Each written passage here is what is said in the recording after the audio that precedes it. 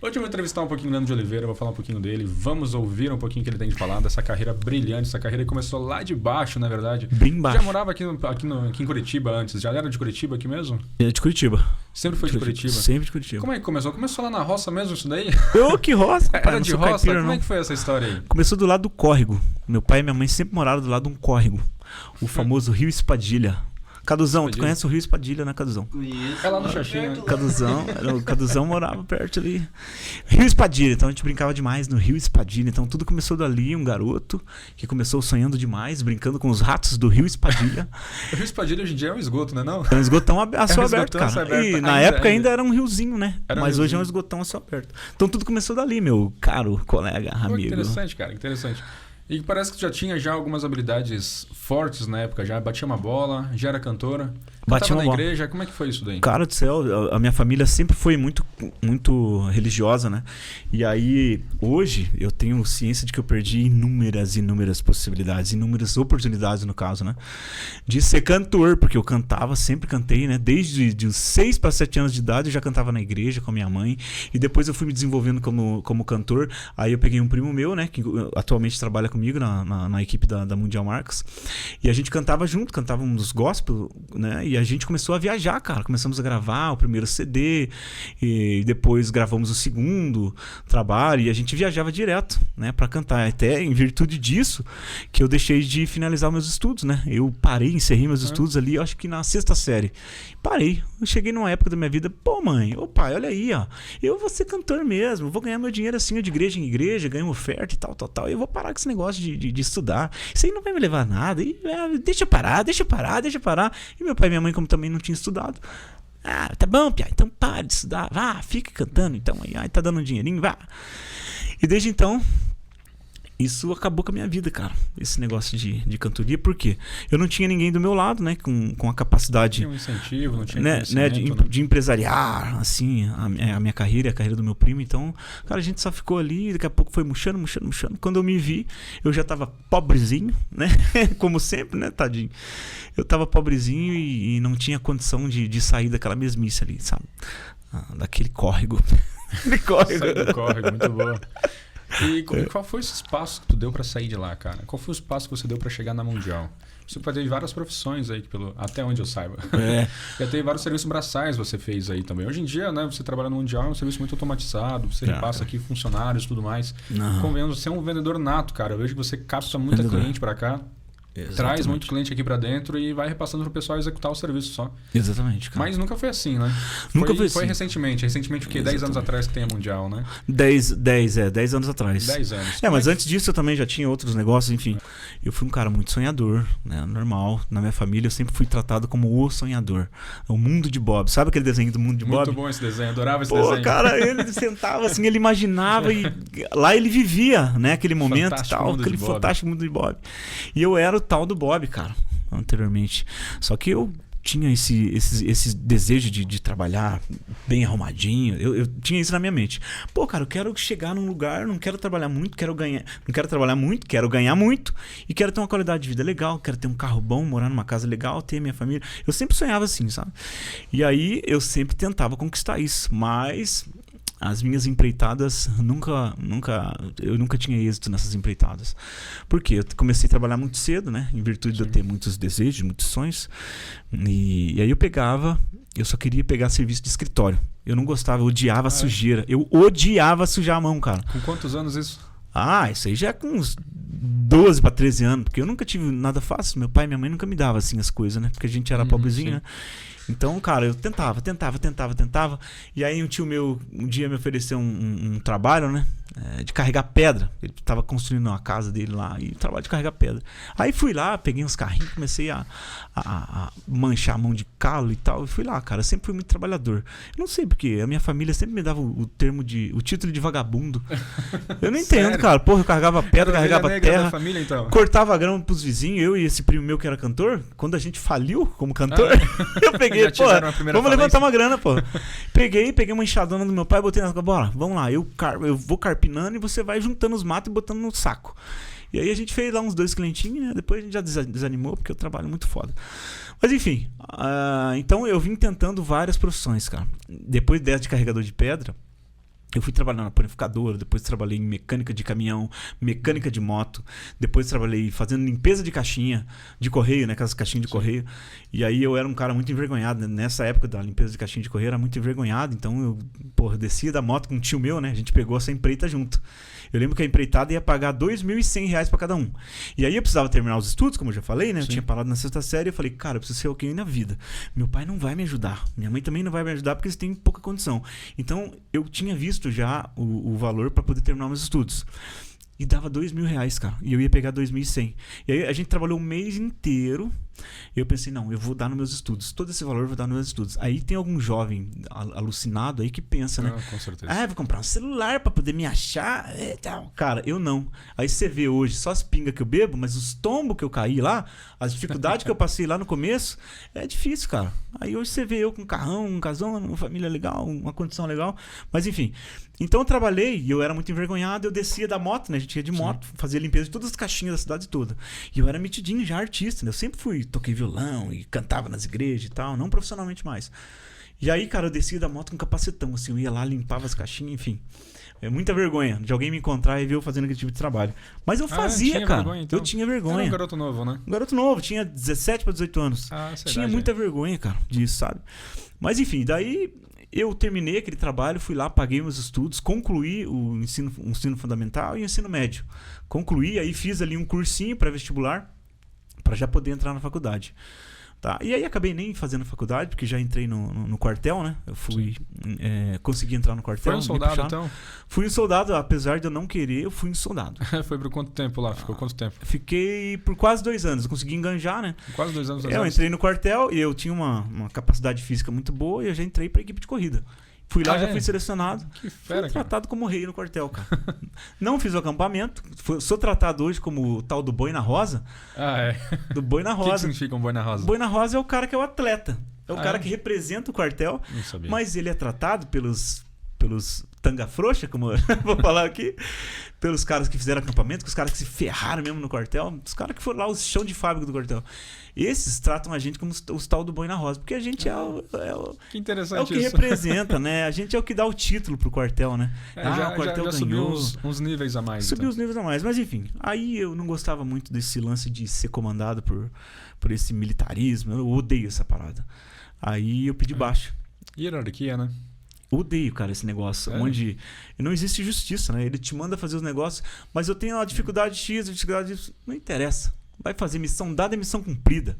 Mas olha que eu até concordo, hein? Eu acho que nessa idade, quando a gente tá naquela idade, assim, né? Acho que é bom pra a gente ter um aprendizado, a gente receber ordens, eu acho importante naquela época. Quando tem 18 anos, a gente não tem muita noção, né? Não, cara, o jovem precisa de um direcionamento. Depois que a gente chegar nos 25, 30 anos que a gente entende. Exato. E dentro do quartel que você tem um direcionamento, você tem como é que é? Uma tarefa, e você tem que fazer aquela tarefa. Mas eu não quero saber, eu quero o pronto da missão. Não, mas, cara, vai pagar. Um dia, eu era meio submisso, né? Eu era meio boca dura no quartel. E aí um dia, um sargento Miqueleto, um cara muito brabo, um sargento brabo mesmo, sabe aqueles brabos? E aí ele tinha me pedido pra fazer cri-cri, cortar a grama com aqueles palitinhos, aqueles ferrinhos, sabe? Quando você tira do paralelepípedo? Cri-cri. Aquilo se chama cri-cri. Pra você tirar o matinho do meio do paralelepípedo. Cara, e o quartel só tem paralelepípedo, amigo. E aí, cara, ele me deu uma área. Bora, você vai tirar todo o matinho, vai fazer o cri-cri aí por umas tardes aí. Eu quero que você faça, porque ele não gostava de mim, né? E aí eu caguei pro sargento. E no outro dia, quando ele me viu, soldado 922! Eu falei, puta merda, sargento Miqueleto. Bora, você não fez ontem à tarde, vai pagar 1000 flexões. Você acredita? 1000 flexões. E aí ele pegou a cadernetinha dele assim, ó, soldado 922 Hélio. 1000 flexões. Bora, começa a pagar quanto você aguentar. Quanto você aguentou? Eu aguentei fazer umas 40 flexões, que eu tava com físico legal. Primeira. Ele marcou 40 flexões. Todo dia que eu te encontrar, você vai cair. Até você não aguentar mais, você vai pagar flexão. Cara, é um negócio Mas não legal. Fez as 1000 flexões, então achei que ia fazendo um dia só. Não, eu fui fazendo, né, gradativamente. Dia após dia eu fui fazendo as flexões. E aí, cara, só sei que eu encerrei lá as 1000 flexões, e aí a gente até se tornou amigo, que eu era muito cristão, e acabei levando esse sargento pra igreja. Caramba. Acabei levando pra igreja, a gente se tornou amigo ainda. E depois a gente, né, fez sarro disso, lembrar dessas coisas assim. Mas enfim, então passei pelo quartel. Fiquei lá um ano e meio, né? Sendo atleta do quartel, depois saí do quartel e aí comecei a vida mesmo, né? Na labuta. Na vida de vendedor. E já foi para vendedor daí depois? A gente foi para vendedor. Entrei direto numa empresa chamada... não, minto. É que são tantas coisas que às vezes eu acabo me esquecendo. Depois que eu saí do quartel... eu entrei numa empresa química, né, que eu tinha aberto com um colega meu que tinha desenvolvido um produto lá. E aí comecei a trabalhar com ele, cara, mas eu ganhava R$500 por mês. E dentro disso eu encontrei a minha esposa, né? Dentro dessa transição eu encontrei minha esposa e eu me casei com ela. E aí, cara, a gente vivia dentro de um quartinho que tinha um banheiro. Não tinha nenhuma cozinha. E aí eu ganhava R$500 na época por mês para poder pagar meu aluguel, sustentar minha esposa, comprar roupa pra gente, enfim. Durante 3 meses foi assim. Deu certo com quinhentinho? Mas bem que na época... Deu certo que a gente gastava um pouquinho, né? Mais, né? Gastava um pouquinho aí só para agilizar a conversa. Então, 3 meses levou para mim pra água poder bater na bunda e eu dizer, não, preciso de coisa melhor, cara, tá louco? R$500. E tem gente que a vida toda a água fica batendo na bunda e ele aprende a respirar debaixo d'água. Eu não entendo essas pessoas, né, cara? Muito boa essa analogia. Eu não entendo essas pessoas. Mas enfim, então 3 meses ali eu já fui, preciso ganhar mais. Eu vi um colega meu que trabalhava com calha. Eu via que ele... Cara, dá pra ganhar uns R$2.000 aí e tal, às vezes por semana. Eu falei, amigo, cara, eu não sei trabalhar nisso, mas me ensina, cara. Eu sei fazer a parte comercial muito bem. Eu vou ser um comercial, vou lidar com o cliente, vou resolver o problema que você tiver aí, mas me ensina isso aqui. Comecei a trabalhar com ele, cara, já comprei um palhozinho meio novinho na época, e já comecei a pagar R$2.000 por mês no palho. Enfim, só sei que eu aprendi a profissão dele. Depois chegou numa época, depois de 1 ano e meio, 2 anos, falei, cara, seguinte, você já me ensinou a fazer... o que você sabe fazer, eu estou fazendo o que eu sei fazer e é o seguinte, vamos cada um pro seu lado, né? Você arruma um cara agora para poder suprir você nisso aqui que eu tô fazendo e eu como eu sei trabalhar, vou fazer as 2 funções junto e vou ganhar agora, né, sozinho, né, um valor, porque eu tenho família e eu preciso, né, ampliar. Ou você faz a minha função, né, de comercial, que é chato pra caramba, lidar com cliente é chato, lidar com um cara que fica te devendo. Sim. E se lidar com problema, cliente final, né? Todo problema do negócio vinha pra mim. Sim. E além de eu resolver o problema comercial, eu ainda ia lá na obra e executava a obra junto. Sim. Tava meio fora, né? Que eu tinha ensinado a minha parte, ele ensinou a dele, então, enfim, a sociedade tava boa. Aí eu aprendi a parte dele, ele não quis aprender a minha, e eu falei, cara, você vai ter que dividir, agora pega a parte comercial, né? Pra mim ficar mais de boa. Ele não quis. Aí o que eu fiz? Então, cada um vamos pro seu lado, né? Vamos cada um pro seu lado. Então, você pega um ajudante, beleza, e vai. Só sei que aí eu comecei a trabalhar sozinho. E aí o lucro começou a dobrar, né? Porque eu já era comercial, eu já sabia executar. Então, você já viu, né? Uniu as 2 coisas. Aí comecei a ganhar muito dinheiro, cara. Com um lance de calha. Colocação de calha, quem não sabe. Calha, telhado, manutenção predial. Comecei a fazer isso. Tá? A partir disso, eu nem falei que eu trabalhei na Copapel, né? Mas vou pular essas partes, porque são muitas profissões e vocês vão se encher disso. Então, vamos só às partes que interessam. Então, comecei a ganhar dinheiro a partir do momento que eu assumi uma empresa de calha. A Tecnocalha é o nome dessa empresa que começou a me dar uma alavancagem financeira, tá? A partir daí, cara, eu odiava trabalhar e ficar com as mãos sujas. Eu odiava isso, cara. E lidar com peão, eu odiava essas paradas. Aí o que aconteceu? Eu fui me estruturando, aí comecei a pegar clientes maiores. A partir do momento que eu peguei um cliente que me deu ali, acho que seus 45 mil parcelado em parcelas de R$4.500, eu falei, agora é a hora. Olha pra você ver como é que funciona. Eu falei, cara, agora é minha chance. É a minha oportunidade de sair disso aqui. Aí o que eu fui fazer? Agora eu vou caçar outra coisa pra fazer. E quando eu fui caçar outra coisa pra fazer, um tio meu veio e me disse o seguinte, cara, tem um amigo meu que ele tem a 4ª série do primário. Ele ganha, cara, ele tem jato, ele tem mansões, ele tem vários carros importados. Cara, esse meu colega, ele é louco, porque meu tio dirigia pra esse cara. Eu não vou falar o nome dele, né, porque é chato, né?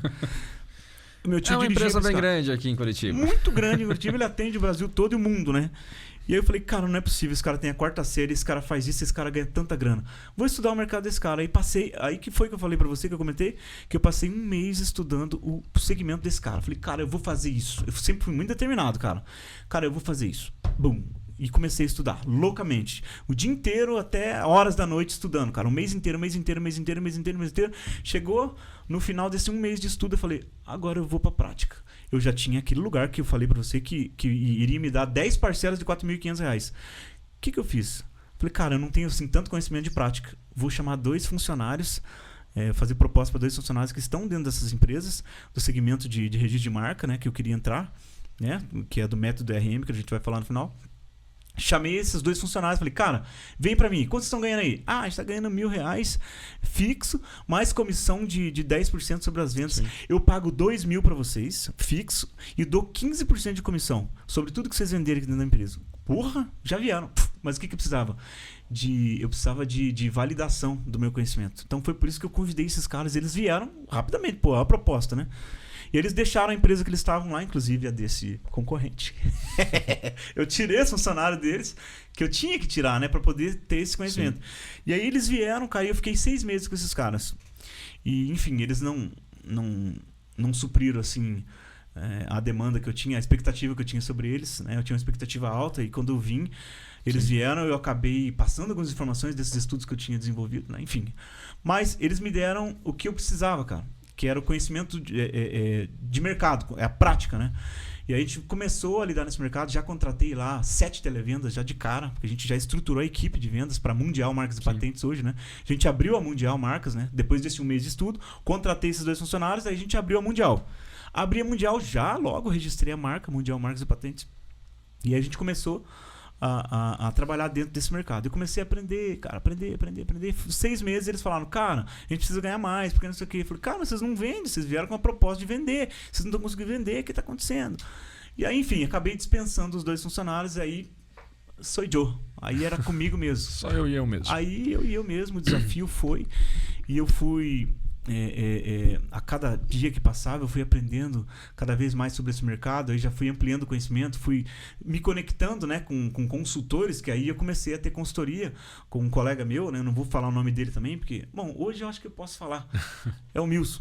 É um colega meu que ele foi me dando consultoria. Só se for coisa positiva. Só se for algo positivo. Não, porque ele estava conectado com outra empresa. Daí não podia falar para não dar uma encrenca lá. Conflito.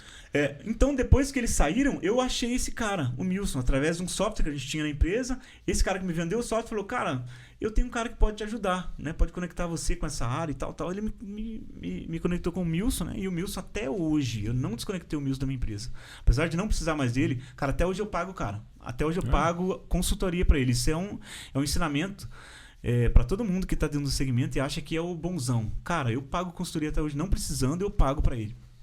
E assim, ó, depois disso aí, cara, eu fui me desenvolvendo, aprendendo mais sobre o segmento. E aí, chegamos aí nessa etapa que estamos aqui agora. Tá? Com a Mundial já bem instalada, vendendo para o Brasil, vendendo para vários países do mundo, China, Japão, Itália, a gente já vendeu Paraguai, Uruguai, Argentina, cara, uma série de países. A gente tem muitos países agora que a gente vende e atende e temos uma equipe enxuta, mas com, cara, uma qualidade impressionante, absurda, uma qualidade absurda. Leandro, me conta como é que foi esse começo nas vendas, cara. Vi que você tem um talento nato aí para negociar. Pô, cara. Já vi ele negociando com muita gente aí, já vi o cara negociando aí com os clientes da Mundial. E tem uma negociação bem agressiva, bem imposta, né? Eu não entendo tanto assim dessas negociações. Não sei se eu posso falar isso. Pode, mas eu nunca vi você perder uma venda, cara. Isso é um fato, pelo menos pra mim. Eu realmente não vi, por mais aí agressiva que fosse a venda ou problemas de alguns dos lados. Como que começou essas habilidades? Tu, desde o começo, já sabia vender as coisas? Como é que foi isso daí? Desde jovem, já tinha um linguajar mais assim, mais para vendas? Desenvolver isso daí, que você foi vendedor em algumas empresas no início, não foi? Fui vendedor. Assim que você saiu do exército, né? Isso, deixa eu até te contar um fato bem curioso, eu já respondo a sua pergunta. Eu fui representante comercial de uma empresa chamada Copapel, né? E aí tinha lá uns gerentes, que era meu colega e tal, ele era de São Paulo, um gerente muito articulado, um cara muito bom. E aí eu saía com ele direto, né, para ele me ensinar a vender. Foi a minha primeira empresa formal, assim, de vendas que eu entrei para começar a vender e aprender a vender, né? Então eu entrei lá como representante comercial, não tinha carro, minha mãe foi lá, financiou um carro dela em 48 vezes, cara, foi terrível, cara. E eu não tinha salário na época, né? E aí eu entrei nessa empresa, eles me deram um salário base, né, ali em torno de... Cara, não me lembro o salário, acho que era 1.200 pila e mais comissão de 7% sobre as vendas que eu fazia. Eu tinha ali meu setor. E aí comecei, né, vender e tal. E aí saiu aquele gerente que me contratou, pegaram o melhor vendedor da empresa e colocaram ele como gerente. E esse vendedor, antigão, era meu amigo, era o tal do Vanderlei. Era o melhor vendedor da empresa, disparado. O cara, ele era tímido, ele não falava muito. Então, eu acho que dá pra gente desmistificar essa questão de que o vendedor tem que falar, lá. Cara, eu acho que o bom vendedor é aquele que menos fala, é aquele que mais sente. Falar na hora certa, né? O cara, ele é sensitivo, ele presta atenção nos movimentos, leitura corporal, tom de voz do cara, quando ele tá falando, o vendedor, ele vai prestando atenção, ele vai construindo, sabe, um avatar assim na cabeça, acho que esse cara se encaixa assim. Ele vai fazendo rapport, né? O tal do rapport. Você se, né, começa a se conectar tanto com a pessoa que você faz o rapport, você começa a falar já igual, começa a cruzar os braços quando o cara cruza os braços, é coisa assim, é muito louco, cara. Mas enfim, então esse cara, quando ele assumiu, esse melhor vendedor, ele assumiu e ele já me mandou embora. Que estranho, né? No meu primeiro mês. Já começou com fracasso, cara? Não, a minha vida de vendedor, né? A minha vida de vendedor que eu... Né? Pô, cara, a carreira de vendas é o que dá mais grana pra todo mundo, né? Todo mundo. O vendedor é o que mais pode tirar um salário maior aí na empresa. O vendedor, né? é o Neymar, né? Exatamente. É o cara pode ganhar é o mais estrelinha, que o proprietário, né? Estrelinha de qualquer empresa.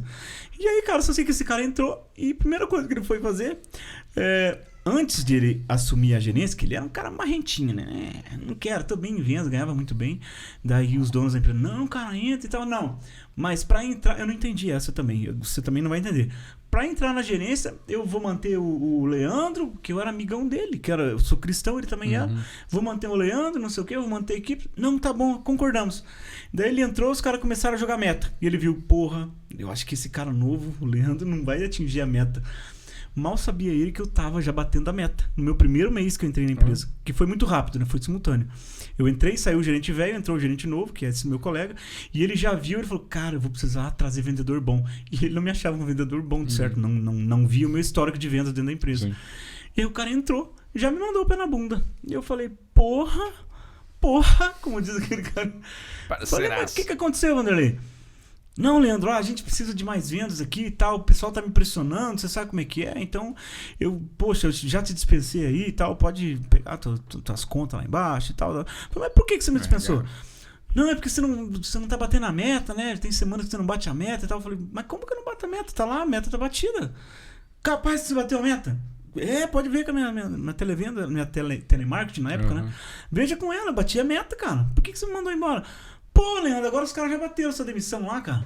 Poxa, cara, me perdoa. Não, vem trabalhar comigo na minha outra empresa aqui. Ele tinha uma empresa de limpeza de piso e tal. Pô, eu falei, legal. Que coisa louca, né, bicho? Saí de representante comercial e fui lá limpar piso do cara. Era trabalho, serviço assim, braçal, não era mais vendas e tal. Braçal. E aí você pensa, foi uma frustração enorme. Era pra mim nunca mais querer trabalhar na área de vendas, né, cara? Muita gente já desistiria. Muita gente desistiria. E aí eu falei, nossa, mas que injustiça que aconteceu comigo, né? Eu tendo que pagar o carro, não tinha pago a primeira parcela do carro. Só tinha 47. Não, eu não tinha 48 ainda, não foi pagar nem a primeira. Porque ainda dava aquele tempo largo pra poder começar a pagar a primeira. Tinha aquela carência, acho que 60 dias, né? Eu lembro na época. Cara, o cara me deu 60 dias e eu fui mandado embora antes de fechar os primeiros 60 dias. Que bom, olha só. Já foi embora no começo. O que eu fiz? Aí eu me apavorei, né? Normal, me apavorei. Já vendi o carro pra um tio meu ali e tal. Achei que eu não ia aguentar pagar. Enfim, essa foi a experiência meio amarga que eu tive em vendas. Só voltando. A primeira experiência, né? Exatamente. A primeira experiência amarga que eu tive em vendas, que dali eu já poderia desistir da carreira de vendas. Né? Mas não, eu bati na tecla, fiz alguns cursos de oratória, comunicação, curso de venda. Cara, eu sempre fui muito ir pra cima mesmo, sabe? Aquele cara que vai pra cima. Eu tenho essa cultura, sabe? Se eu posso fazer alguma coisa, eu vou fazer. O milagre que Deus pode fazer, como assim eu acredito, e nós também cristãos acreditamos, ele vai fazer. Mas ele depende de você para fazer alguma coisa. Porque ele não vai jogar a benção na tua cabeça, porque você vai morrer.